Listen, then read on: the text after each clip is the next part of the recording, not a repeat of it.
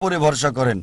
আল্লাহ বলেন সূরা আনকাবুত অধ্যায় নম্বর 29 আয়াত নম্বর 69 যে যদি চেষ্টার সংগ্রাম করো আল্লাহ সুবহানাহু ওয়া তাআলার পথে তিনি পথ খুলে দেবেন।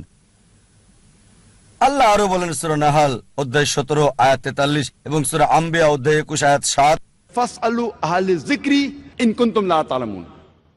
যদি তোমরা না জানো তাকে জিজ্ঞেস করো যে জানে, তার কাছে যার জ্ঞান আছে।